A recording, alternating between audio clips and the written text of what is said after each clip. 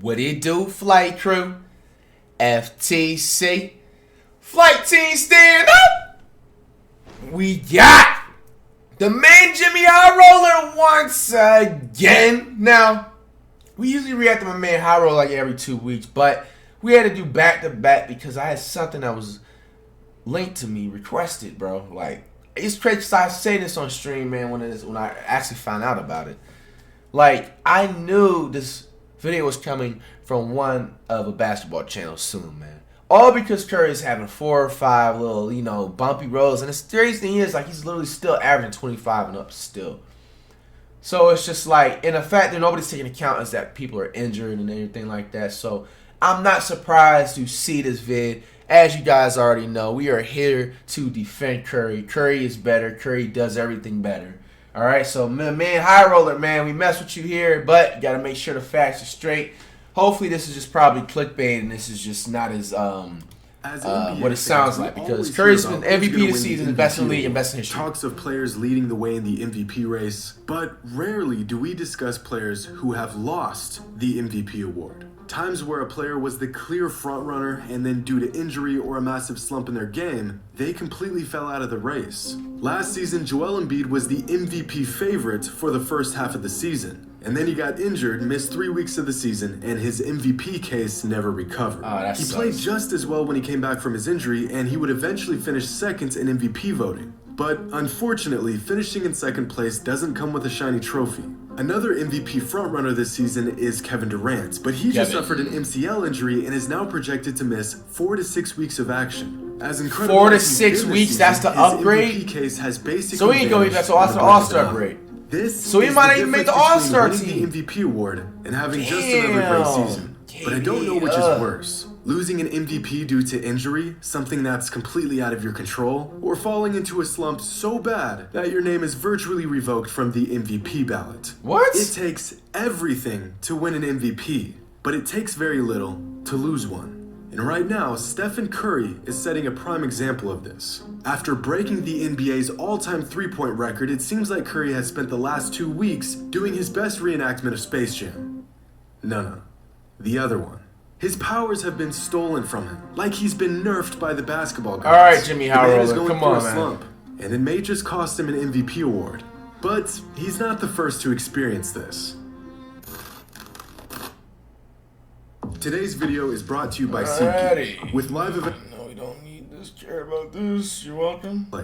Hand check your first order today.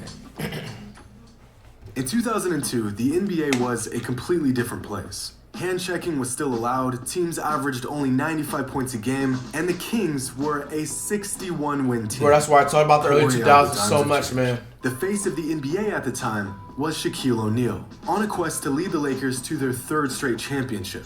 That season, Shaq was second in points per game, led the league in PER, box plus minus, and win shares. The dude was unstoppable, and he started the season with a streak of games that put him on top of the MVP leaderboard. In the first 9 games of the season, Shaq averaged 30 and 12 a game, while leading the Lakers to a 9-1 record. He was even shooting 60% from the line, an excellent rate for the Diesel. The season just started, and the MVP award was already his to lose. And that's exactly what happened. Because after getting out to a hot start, Shaq would go on to have the worst stretch of games of his prime. The next 6 games, Shaq would go on to average just 16 points and 8 rebounds while shooting 34% from the line. His average game score fell from a ridiculous 23.6 to just 13.9. And quickly, the narrative around the MVP discussion shifted. The door opened for another player to step up and take the top spot. That player being Tim Duncan. In an 82-game season, a short slump can completely derail an MVP campaign. 16 and 8 a game is nothing to laugh at, unless you're supposed to be the best player on the planet, in which case even the slightest blip in your dominance will have the masses turning against you. And this is the current situation Stephen Curry is in. After starting the season on a mission leading the Warriors to a 27-7 record while averaging 28 points per game and setting a new all-time three-point record, it seemed like the MVP race was a race for second. Steph had once again won the hearts of fans around the globe and continued to raise the bar game after game. And then, in his 34th game of the season, Steph had his first truly bad game. 9 points on 12% shooting from the field. 1 for 10 from downtown. Steph finished the game with a game score of just 3.7. Easily the worst performance of, to that point, a historic season. But no worries, even the best players have bad days. That's what I'm saying. Except in their very next game, Steph had another awful night on the court. 14 points, shooting just 6 for 34 from the field, and sinking just 1 of his 9 attempted threes. The Warriors lost by double digits, and Steph finished with a game score of -0.1. Statistically, his worst game in nearly a decade. Just 2 bad games, and the MVP race already begins to shift. But Curry's struggles did not end there. Just 8 days later, Steph scored 12 points on just 11 shots. And the very next night, he scored 19 points on decent shooting splits, but nowhere near his usual standard.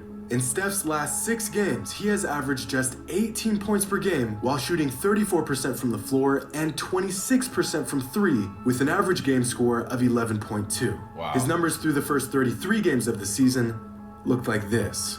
This is all it takes for a player to go from the clear frontrunner for the MVP award to 7th place. The culmination of 6 mediocre games, and the MVP award is completely up for grabs again.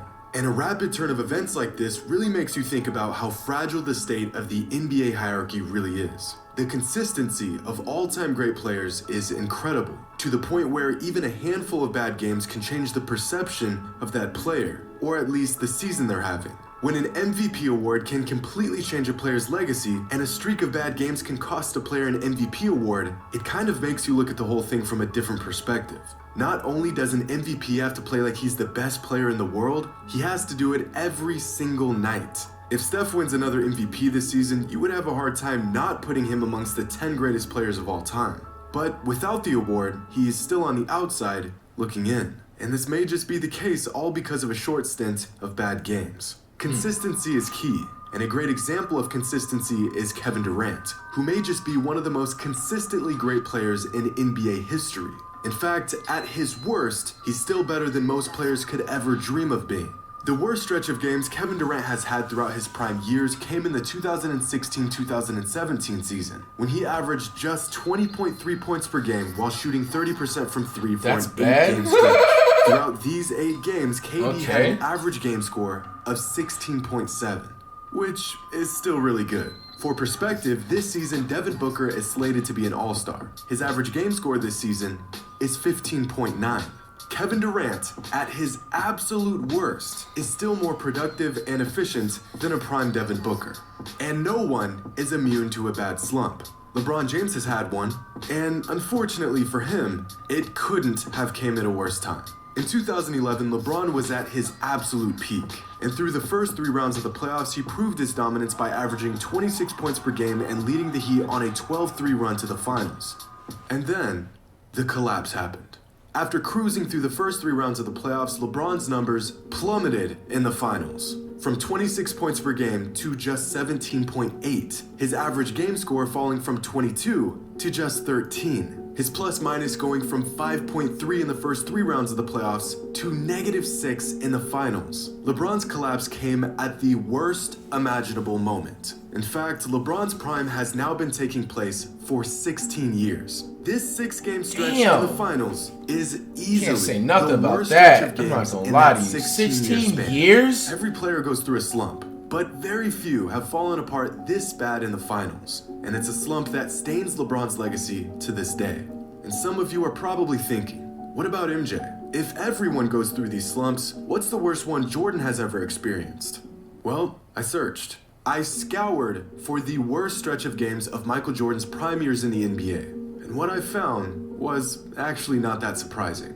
In his last season with the Bulls, at the ripe old age of 35, Michael Jordan had a 12-game stretch that ended up being the worst of his entire career up to that point. Throughout this stretch, MJ shot 45% from the field and shot just 13% from 3. And he still averaged 23, 6, and 4 a game while leading the Bulls to 10 wins and just 2 losses. His average game score throughout that stretch was 17. Which means that 2 months away from his second retirement, at 35 years old, in his worst stretch of games up to that point in his career, MJ was still better than most All-Stars are in their absolute prime. Like I said, not surprising.